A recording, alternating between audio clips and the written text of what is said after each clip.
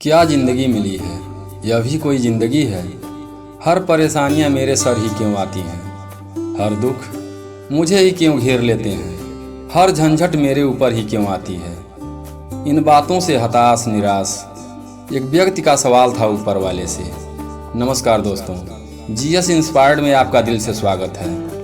आज की यह वीडियो बहुत ही महत्वपूर्ण होने वाली है, इसलिए वीडियो के अंत तक बने रहें। दोस्तों, भगवान गौतम बुद्ध की हर कहानी से हमें प्रेरणा मिलती है, जिसे ध्यान से सुनकर और उसका अनुसरण करके हम अपने जीवन को सफल बना सकते हैं और बहुत कुछ सीख सकते हैं। एक बार एक इंसान अपनी ज़िंदगी से बहुत परेशान था।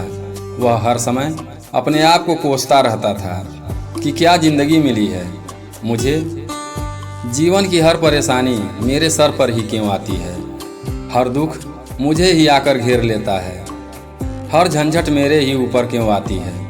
एक दिन इसी तरह बैठा हुआ वह व्यक्ति खुद को कोस रहा था कि क्या नसीब है मेरा, क्या किस्मत है, मेरी क्या ज़िंदगी है, कि तभी अचानक एक बाज अपने शिकार को पंजे में दबाए हुए एक पेड़ पर आकर बैठ जाता है और वहीं पर अपने उस शिकार को खाने लगता है। यह परेशान आदमी जब उस बाज को देखता है तो कहता है, क्या ज़िंदगी है इसकी, क्या जीवन जी रहा है, क्या मज़े कर रहा है। ना इसे खाने की चिंता, ना पीने का, और ना ही पहनने की चिंता है, और ना ही परिवार की चिंता है।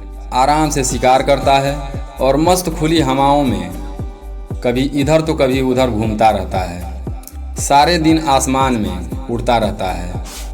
असली जीवन तो यही जी रहा है।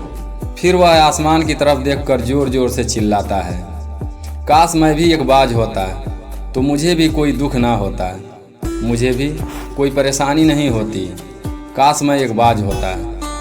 जब वह 2 से 3 बार जोर जोर से चिल्लाता है कि काश मैं एक बाज होता तो मुझे भी कोई दुख ना होता, मुझे भी कोई परेशानी ना होती, अचानक आसमान से बिजली खड़कने लग जाती है और आसमान से आवाज़ आती है कि हे इंसान, क्या हमने सच सुना कि तू हमारी दी हुई ज़िंदगी से परेशान है और तू एक बाज बनना चाहता है। तो इस आकाशवाणी को सुनकर वह इंसान हैरान रह जाता है और आसमान की तरफ देखकर कहता है, हाँ, मैं सच में अपनी ज़िंदगी से बहुत परेशान हूँ, क्योंकि हर परेशानी मेरे साथ ही है, हर दुख मुझे ही है, हर तकलीफ़ मेरे ही साथ है। तो आसमान से फिर आवाज़ आती है, हे इंसान, एक बार फिर सोच ले, हमने तुझे बड़ी प्यारी ज़िंदगी दी है, लेकिन फिर भी तू चाहता है कि हम तुझे बाज बना दें, तो हम तुझे बाज बना देंगे। लेकिन एक बार हमने तुझे बाज बना दिया तो फिर हम तुम्हें दोबारा बाज से इंसान नहीं बनाएंगे। यह आदमी तुरंत जवाब देता है, मैंने अच्छी तरह से सोच लिया है कि मुझे बाज ही बनना है, और एक बार बाज बनने के बाद मैं दोबारा कभी नहीं कहूँगा कि मुझे इंसान बनना है। तभी ऊपर से आवाज़ आती है कि जैसी तुम्हारी इच्छा, और वह इंसान बाज बन जाता है। बाज बनते ही वह इंसान खुली हवाओं में उड़ने लगता है। अब वह कभी उड़ता हुआ इधर चला जाता है, कभी उड़ता हुआ उधर चला जाता है और सोचता है कि क्या मज़े की ज़िंदगी है, असल ज़िंदगी तो यही है। ना कोई चिंता, ना कोई फिक्र, ना कोई परेशानी, ना कोई डर। सारा दिन ऊंचे आसमान में उड़ता रहता है। 2-3 मिनट पंख मारता है, इसके बाद पंख मारना बंद कर देता है और लंबे समय तक हवाओं में तैरता रहता है। इसी तरह हवाओं में तैरते हुए शाम का समय नज़दीक आ जाता है तो वह सोचता है कि मेरे पास रहने का ठिकाना भी होना चाहिए, मेरा अपना एक घर होना चाहिए जहां मैं रात में आराम कर सकूं। यह सोचकर वह छोटी छोटी लकड़ियां इकट्ठा करने लग जाता है और एक ऊंचे पेड़ पर अपना घोंसला बनाने लगता है। एक एक लकड़ियां इकट्ठा करके वह अपने लिए एक सुंदर सा घोंसला तैयार कर लेता है। रात में उसी में सो जाता है और रात में उसी में सो जाता है और सोचता है, सुबह उठकर शिकार करूंगा और फिर से मौज मस्ती भी करूंगा, खुली हवाओं में उड़ूंगा। सुबह होते ही वह शिकार की तलाश में निकल जाता है। हवाओं में उड़ता रहता है। ऊपर जाकर देखता है कि कहीं ज़मीन पर मुझे कोई शिकार नज़र आए तो मैं तुरंत जाकर उसे दबोच लूँ और फिर वहीं पर खा लूँ। लेकिन उसे कोई शिकार नज़र नहीं आता। काफ़ी समय बीत जाता है। वह लगातार ऊंचाई से शिकार को ढूंढता रहता है, लेकिन उसे कोई शिकार नहीं मिलता। और फिर पास में ही एक जंगल होता है। वह उस जंगल में चला जाता है। वह यह सोचता है कि शायद वहाँ कोई अच्छा सा शिकार मेरे हाथ लग जाए। पहले वह जंगल के ऊपर ऊपर उड़ता है और शिकार को ढूंढता रहता है। फिर जंगल के अंदर जाकर शिकार ढूंढता है, लेकिन उसे वहाँ भी कोई शिकार नहीं मिलता। अब शाम का समय हो जाता है। वह मायूस होकर वापस अपने घोंसले की तरफ लौटता है। रास्ते में थक हार कर एक पेड़ पर बैठ जाता है। जब वह पेड़ के ऊपर बैठ जाता है तो उसकी नज़र एक बीमार चिड़िया पर पड़ती है, जो कि घायल अवस्था में होती है। वह तुरंत जाकर उसे दबोच लेता है, उसके पंख निकालकर अलग कर देता है और उसे खा लेता है। उस चिड़िया को खाने के बाद वह अपने घोंसले की तरफ उड़ जाता है। वह रास्ते में सोचता है कि चलो कम से कम आज बीमार चिड़िया ही सही, लेकिन कुछ तो खाने को मिला। वह अपने घोंसले पर पहुंचकर आराम करने लग जाता है और सोचता है कि सुबह एक अच्छा सा शिकार पकड़ूंगा, तभी भूख शांत होगी। जैसे ही सुबह का प्रकाश होता है, वह अपने शिकार की तलाश में निकल पड़ता है। वह हवाओं में उड़ता है, लेकिन आज फिर इसके हाथ कोई शिकार नहीं आता। काफ़ी समय बीत जाता है। वह ऊंचाई पर जाकर अपनी तेज नज़रों से शिकार ढूंढने की पूरी प्रयास करता है, लेकिन उसे कोई भी शिकार नज़र नहीं आता। फिर वह पास के जंगल की तरफ चला जाता है, लेकिन उसे वहाँ भी कोई शिकार नहीं मिलता। इसी प्रकार पूरे दिन उड़ते उड़ते शाम का समय हो जाता है। वह निराश होकर वापस लौटने लगता है। रास्ते में एक पेड़ पर आकर बैठ जाता है और सोचता है, काश आज फिर कोई बीमार चिड़िया ही मिल जाती। लेकिन हर बार किस्मत मेहरबान नहीं होता। आज तो कोई बीमार चिड़िया भी नहीं मिली। वह थक हार कर वापस अपने घोंसले की तरफ चल पड़ता है और घोंसले पर पहुंचकर भूखा प्यासा ही सो जाता है। वह सोचता है, कल सुबह एक बड़ा सा शिकार करूंगा और आज की भूख भी मिटा लूंगा। वह रात को अपने घोंसले में सोया होता है। वह गहरी नींद में होता है कि तभी एक भयानक तूफान आता है। इस तूफान की हवा इतनी तेज होती है कि इसके घोंसले को उड़ाकर फेंक देता है। उसका घोंसला बर्बाद हो जाता है और बाज बुरी तरह घायल हो जाता है।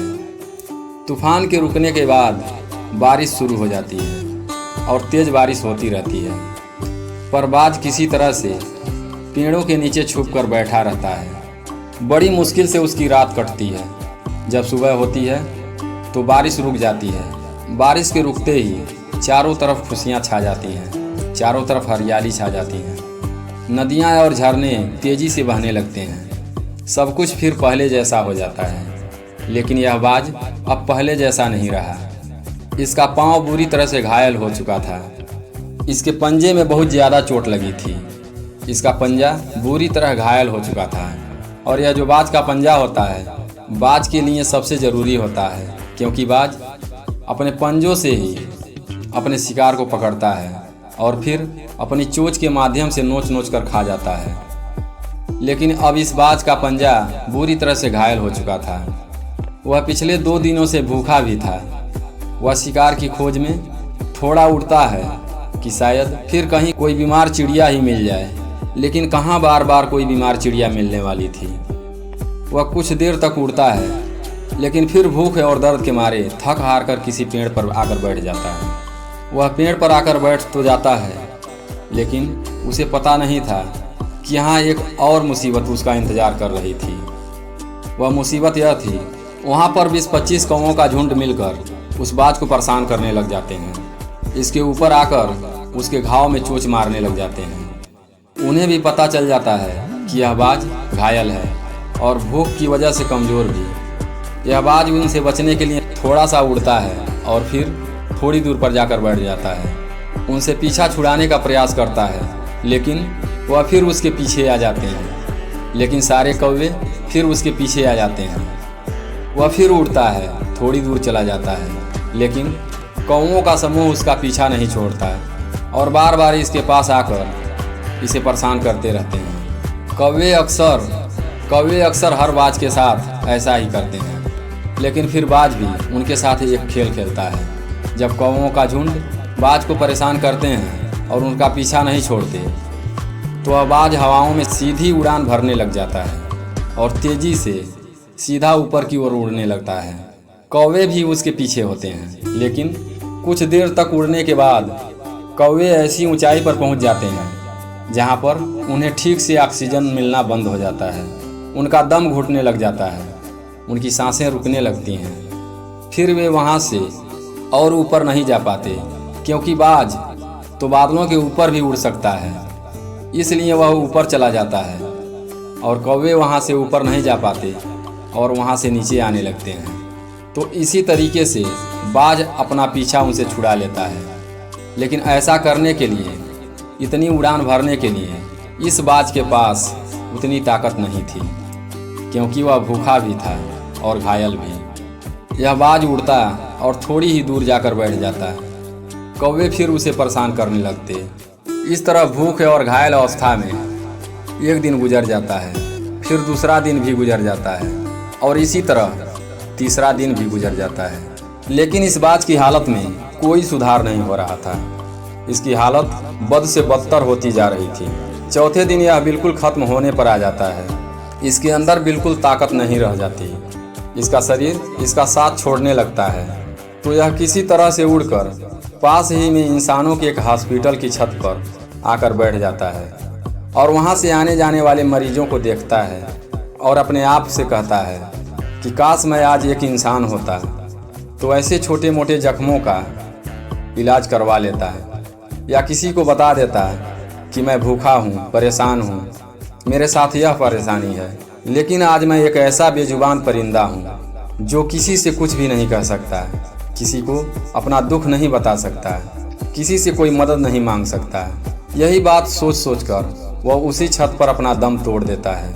लेकिन साथ ही साथ हमें यह सीख भी दे जाता है कि आपको जैसा बनाया गया है, आप जैसे भी हो उसी में खुश रहो और उसी में बेहतर करने की कोशिश करते रहो, ना कि इस बात से परेशान रहो कि काश मैं ऐसा होता, काश मैं वैसा होता।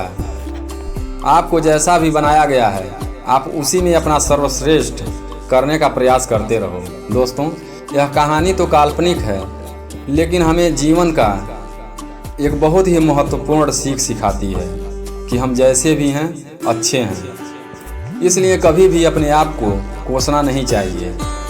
भगवान गौतम बुद्ध ने तीसरी सीख में बताया है कि किसी भी तरह का दुख हो उसको दूर किया जा सकता है। उनका कहना है कि हर इंसान को यह समझना चाहिए कि कोई भी दुख हमेशा नहीं रहता, उसको खत्म किया जा सकता है। दुख निवारण का उपाय है। बुद्ध का कहना है कि हर दुख को दूर करने का उपाय मौजूद होता है, क्योंकि परेशानियां जब आती हैं तो उसी में उसका समाधान छिपा होता है। ज़रूरत है तो बस ढूंढने की। दोस्तों, आशा करता हूँ कि आपको भी इस कहानी से कुछ सीखने को ज़रूर मिला होगा। इसलिए चैनल को सब्सक्राइब करें, वीडियो को लाइक करें और कमेंट में नमो बुद्धाय लिखकर अपने दोस्तों के साथ इस वीडियो को ज़्यादा से ज़्यादा शेयर करें। फिर मिलते हैं एक नई कहानी के साथ अगली वीडियो में। तब तक के लिए अपना ख्याल रखें, हमेशा खुश रहें। धन्यवाद।